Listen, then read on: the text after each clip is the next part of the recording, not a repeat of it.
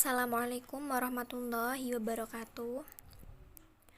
Perkenalkan, kami dari kelompok 6 Psikologi Agama akan mempresentasikan materi Group Selection Wilson Pickut's Doresian Cultural Psychology KON yang beranggotakan Rahmat Ardi Desamba, Nafifa Isyafa Iskandar, Solihatul Imamah, dan Siti Bidayatun Naili Syifa.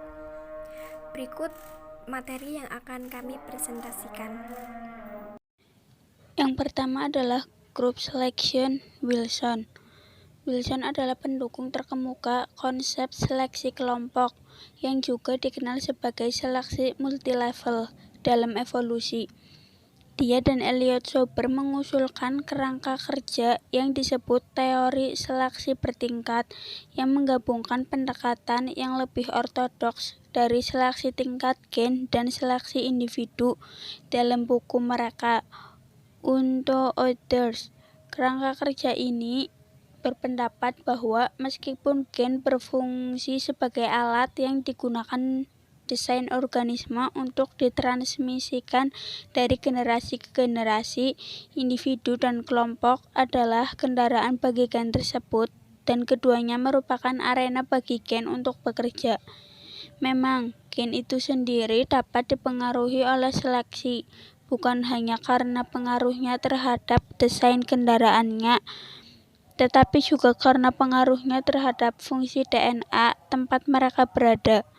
Oleh karena itu, gagasan tentang pemilihan bertingkat, Wilson juga telah menciptakan konsep kelompok sifat, yaitu sekelompok organisme yang terhubung tidak secara permanen sebagai suatu kelompok, tetapi memiliki nasib yang sama karena interaksi yang mereka miliki. Seleksi kelompok adalah sebuah usulan mekanisme evolusi yang mana seleksi alam bertindak pada tingkat kelompok, bukan pada tingkat individu yang lebih konvensional. Pada tahun 1994, David Sloan Wilson dan Elliot Sober memperdebatkan seleksi multilevel termasuk seleksi kelompok dengan alasan bahwa kelompok seperti individu dapat bersaing. Pada tahun 2010, 3 penulis termasuk E.O. Wilson yang dikenal karena karyanya tentang serangga sosial terutama semut kembali membahas argumen seleksi kelompok. Mereka berpendapat bahwa seleksi kelompok dapat terjadi ketika persaingan antara dua atau lebih kelompok, beberapa mengandung individu altruistik yang bertindak bersama-sama, lebih penting untuk kelangsungan hidup daripada persaingan antar individu dalam setiap kelompok, memicu bantahan yang kuat dari sekelompok besar ahli biologi, evolusioner, dan analisa perilaku. Pada tahun 1994,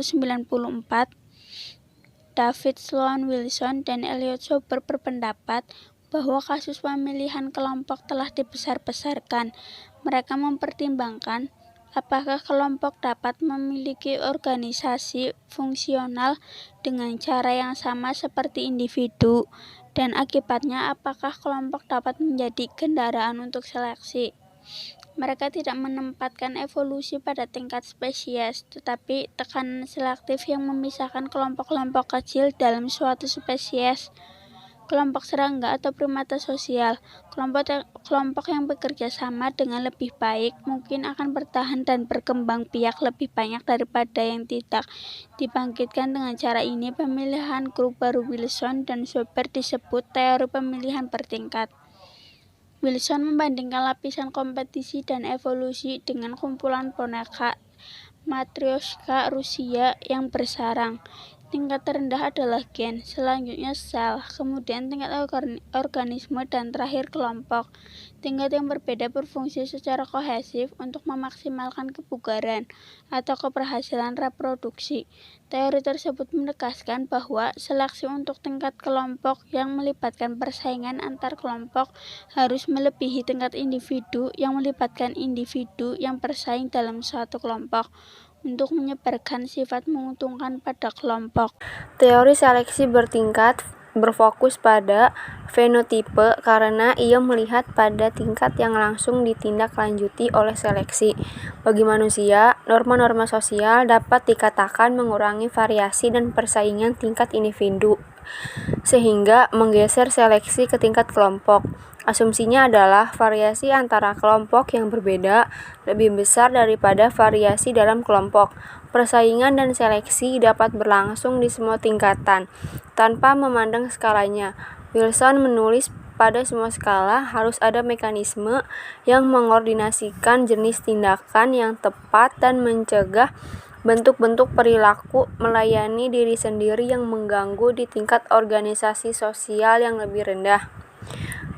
Wilson menyimpulkan dalam sebuah kelompok, individu yang egois mengalahkan individu yang altruistik, tetapi kelompok individu yang altruistik mengalahkan kelompok individu yang egois.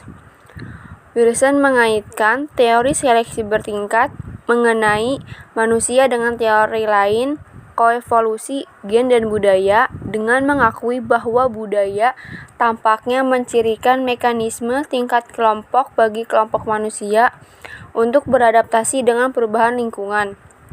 Teori seleksi bertingkat dapat digunakan untuk mengevaluasi keseimbangan antara pemilihan kelompok dan pemilihan individu dalam kasus-kasus tertentu. Seleksi kelompok paling sering didalilkan pada manusia dan terutama Hymenoptera eusosial yang menjadikan kerjasama sebagai kekuatan pendorong adaptasi mereka dari waktu ke waktu dan memiliki sistem pewarisan unik yang melibatkan haplodiploidi yang memungkinkan koloni berfungsi sebagai individu sementara hanya ratu yang bereproduksi. Karya Wilson dan Sober menghidupkan kembali minat dalam pemilihan bertingkat. Dalam sebuah artikel tahun 2005, Wilson menyatakan bahwa seleksi kerabat tidak dapat lagi dianggap mendasar evolusi sosialitas ekstrim karena dua alasan. Pertama, dia menyarankan argumen bahwa pewarisan haplodiploid seperti dalam Hymenoptera menciptakan tekanan seleksi yang kuat terhadap kasta non-reproduktif adalah salah satu secara matematis. Kedua, eusosialitas tampaknya tidak lagi terbatas pada Hymenopteran. Peningkatan jumlah taksa yang sangat sosial telah ditemukan pada tahun-tahun sejak teks dasar Wilson Sosiobiologi A New Synthesis diterbitkan pada tahun 1975. Dalam bukunya Big Gods, How Religion Transformed Cooperation and Conflict, Dr. Ara Norenzayan membahas dua teka-teki tentang keberadaan manusia. Pertama, bagaimana masyarakat skala besar bisa berkembang, yaitu bagaimana komunitas kecil dan erat berkembang menjadi masyarakat besar dan relatif anonim yang ada saat ini. Kedua, dengan semua rasa potensial dari agen supernatural, mengapa dewa besar menjadi tema umum yang mendominasi banyak tradisi agama. Konsep dewa besar mengacu pada kekuatan Maha Tahu dan Maha Kuasa yang lebih tinggi yang lazim di banyak tradisi agama besar saat ini. Norenzayan memberikan sebagai bukti pendukung untuk 8 prinsip berikut yang mendukung tesisnya. 1. Orang yang diperhatikan adalah orang yang baik. Prinsip pertama menyarankan bahwa orang lebih baik atau bertindak dengan cara yang lebih prososial ketika mereka diawasi. Peringatan penting adalah bahwa orang bertindak dengan cara prososial seperti itu bahkan ketika mereka berpikir mereka sedang diawasi seperti oleh Tuhan yang berjaga. 2. Agama lebih pada situasi daripada orangnya. Prinsip kedua Norenzayan 2013 adalah bahwa religiusitas individu atau setidaknya ekspresi religiusitas sebagian besar dibentuk oleh situasi. Prinsip ini berlawanan dengan pandangan banyak peneliti dan cendekiawan agama tentang agama, yaitu agama sebagai karakteristik yang relatif stabil yang dibawa oleh individu dalam berbagai situasi. 3. Neraka lebih kuat dari surga. Prinsip ketiga yang mendasar argumen dari Dr. Norenzayan adalah bahwa neraka lebih kuat dari surga. Dalam sebuah penelitian, Syarif dan Norenzayan tahun 2011 menemukan bahwa kepercayaan umum kepada Tuhan tidak memprediksi keterlibatan mahasiswa sarjana dalam perilaku menyontek. Keempat, percayai orang yang mempercayai Tuhan. Sejak karya awal Alport dan Ross 1967, para peneliti telah tertarik pada hubungan antara agama dan sikap terhadap kelompok luar. Pekerjaan teoritis dan empiris di bidang ini rumit. Di satu sisi, agama dapat menumbuhkan sikap positif terhadap anggota luar kelompok. Banyak kepercayaan agama berbagi prinsip dasar seperti mencintai sesama dan bahkan musuh seseorang, memperlakukan orang dari segala jenis secara adil dan penuh kasih. Terry 2007. Kelima, tindakan keagamaan berbicara lebih keras daripada kata-kata. Prinsip kelima ini mengusulkan bahwa perilaku religius berbicara lebih keras daripada kata-kata religius. Prinsip ini membahas masalah potensial yang dihadapi banyak kelompok agama, bahwa beberapa orang mungkin berpura-pura religius, mereka menjadi bagian dari kelompok dan menuai ganjaran dengan cara yang egois dan penunggang bebas. Keenam, dewa yang tidak dipungkiri adalah dewa yang tidak berdaya. Prinsip keenam Norenzayan 2013 ini terkait dengan prinsip kelima sebelumnya. Tanpa pengikut yang berkomitmen, yang menunjukkan perilaku yang berpotensi mahal seperti pengorbanan waktu, tenaga, dan kekayaan, dan pembatasan perilaku, misalnya pembatasan diet, dewa kehilangan kemampuan untuk menarik pengikut. Yang ketujuh, dewa besar untuk grup besar. Studi di antara kelompok pemburu pengumpul skala kecil menunjukkan bahwa kepercayaan pada dewa besar adalah pengecualian daripada aturan. Kelompok kecil seperti itu, seperti yang masyarakat modern berkembang, percaya pada Tuhan yang jarang mengganggu urusan manusia. Ketika kelompok meningkat dalam ukuran dan kompleksitas sosial, bagaimanapun kepercayaan pada dewa besar atau dewa moral meningkat. Banyak masyarakat besar dan industri di seluruh dunia percaya pada Tuhan yang Maha Tahu, Maha Kuasa, dan peduli secara moral. Yang terakhir, kelompok agama bekerja sama untuk bersaing. Prinsip terakhir menyatakan bahwa agama prososial telah menang atas jenis agama lain sepanjang sejarah. Agama-agama semacam itu dengan norma-norma yang menguntungkan kelompok yang menekan keegoisan dan meningkatkan kohesi sosial telah mendominasi lanskap budaya saat ini. Ada bukti yang menunjukkan bahwa agama dengan dewa besar memfasilitasi stabilitas kelompok dan akhirnya umur panjang. Norenzayan berpendapat bahwa dalam kondisi sosial tertentu, negara mungkin berhasil mengadopsi pandangan dunia yang kurang dipengaruhi oleh agama. Masyarakat sekuler seperti itu akan menaiki tangga agama dan kemudian menandanya. Otoritas sekuler yang efektif di negara-negara non-religius tampaknya telah menggantikan agama sebagai motivator kerjasama. Dalam masyarakat ini, agama tidak lagi berfungsi sebagai karakteristik untuk menilai kepercayaan seseorang. Memang penelitian terbaru menyoroti peran otoritas sekuler, misalnya polisi, pemerintah, dan lain-lain, dalam mengurangi ketidakpercayaan terhadap ateis. Kultural psikologi. Psikologi budaya adalah studi tentang bagaimana budaya mencerminkan dan membentuk proses psikologi anggotanya. Prinsip utama psikologi budaya telah dan dalam banyak kasus bahwa pikiran dan budaya tidak dapat dipisahkan dan saling membentuk. Artinya orang dibentuk oleh budaya mereka dan budaya mereka juga dibentuk oleh mereka.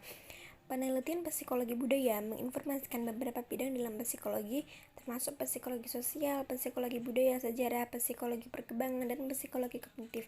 Namun, perspektif konstruktif psikologi budaya, di mana para psikologi budaya mempelajari pola pikiran dan perilaku dalam dan lintasnya budaya, cenderung berbenturan dengan perspektif universal yang umum di sebagai besar di bidang psikologi, yang berusaha untuk memenuhi syarat kebenaran psikologi fundamental yang konsisten di semua bidang kemanusiaan.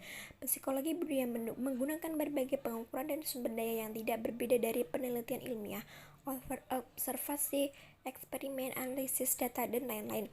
Misalnya, Nisbet dan Kohn menyediakan hubungan antara latar belakang budaya historis dan perbedaan agresi rasional di Amerika Serikat. Studi penelitian merancang percobaan laboratorium untuk mengamati agresi peserta dan tingkat kejahatan statistik demografis dianalisis.